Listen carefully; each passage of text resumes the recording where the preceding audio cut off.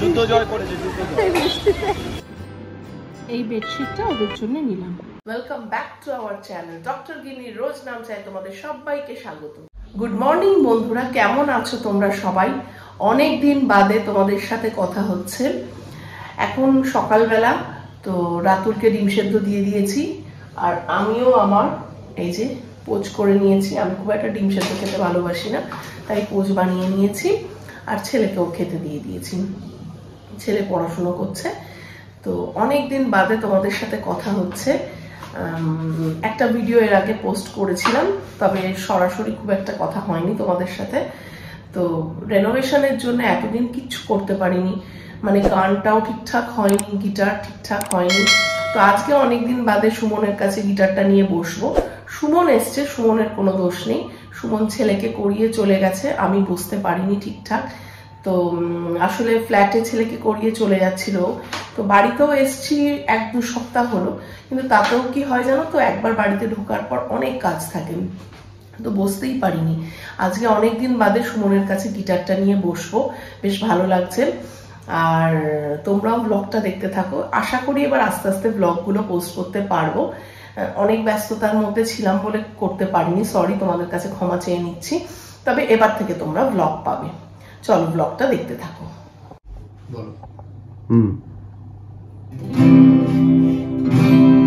Count হবে 3-4 count 1 2 3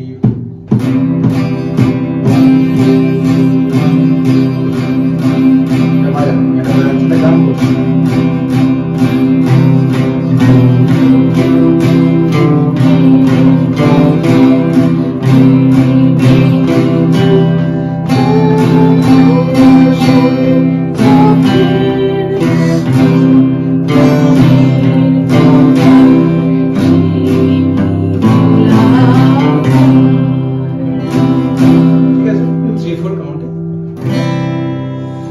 দেখো কি সুন্দর আকাশটা কালো হয়ে এসছে। আমি ঘরে বসেছিলাম, তারপর দেখছি বেশ আকাশের ডাক পাচ্ছি, তো এই দেখো কি সুন্দর আওয়াজ।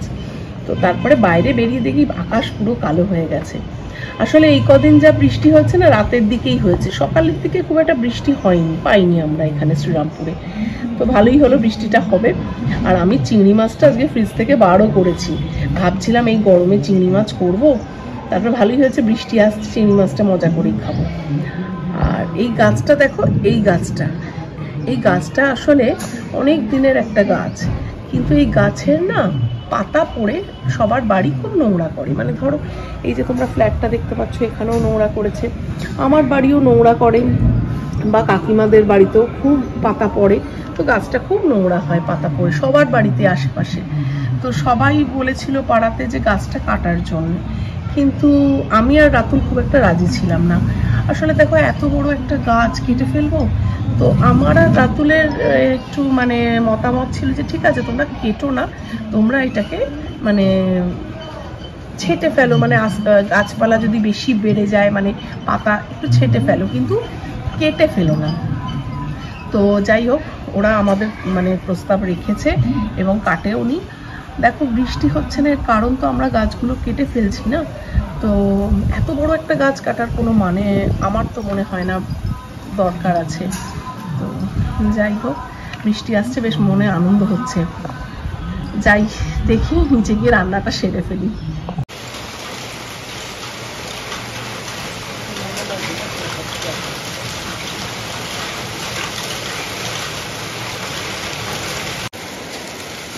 বৃষ্টি হচ্ছে, কত শীত হচ্ছে,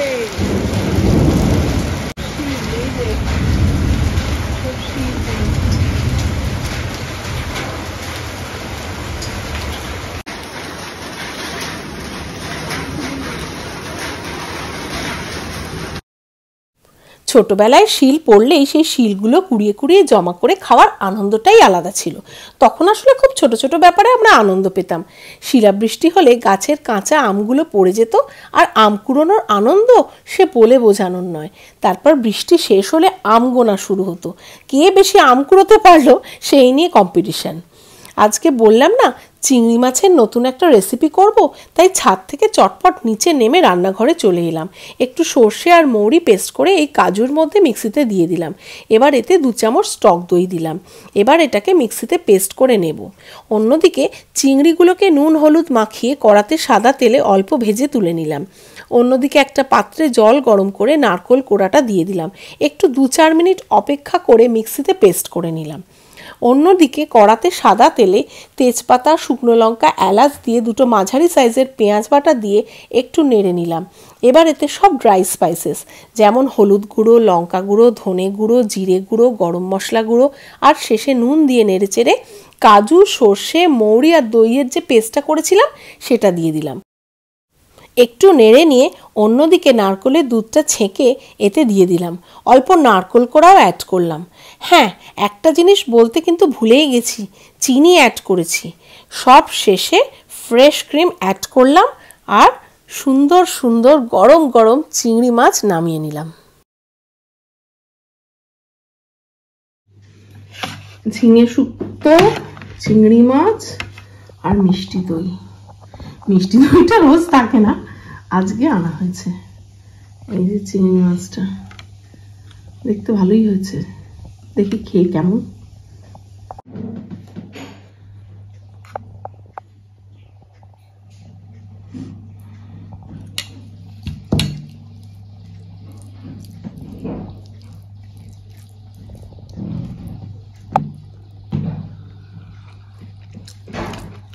ভালো হয়েছে,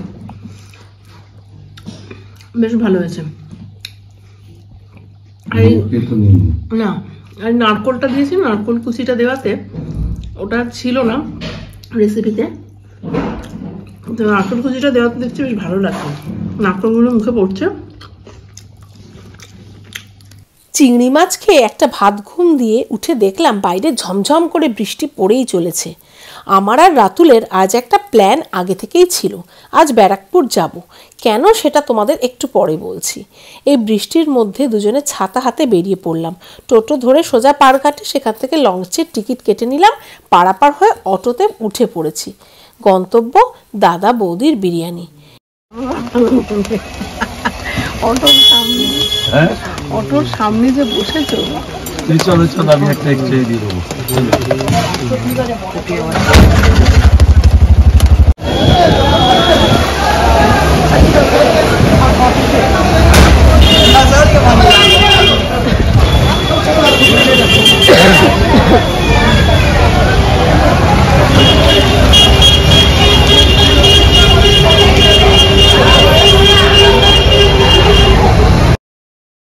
বিরিয়ানি লাভাররা কিন্তু ঝড় বৃষ্টি উপেক্ষা করে চলে এসেছে বিরিয়ানি কিনতে, যেমন আমরা। লঞ্চে যখন আসছিলাম গঙ্গার রূপ তখন ভয়াবহ, উত্তাল। লঞ্চটা খুব দুলছিল। ঠাকুরের নাম জপতে জপতে বিরিয়ানি খেতে চলে এলাম। এই বৃষ্টিতেও কি লাইন দাদা বৌদির বিরিয়ানির দোকানে, কি ভিড়! আমাদের মতো কিছু পাগল যেই দেখেছে বৃষ্টি পড়ছে চলে এসেছে বিরিয়ানি খেতে। আর দেখো রাস্তায় কত জল জমেছে। সব উপেক্ষা করে আজ বিরিয়ানি অভিযান সফল।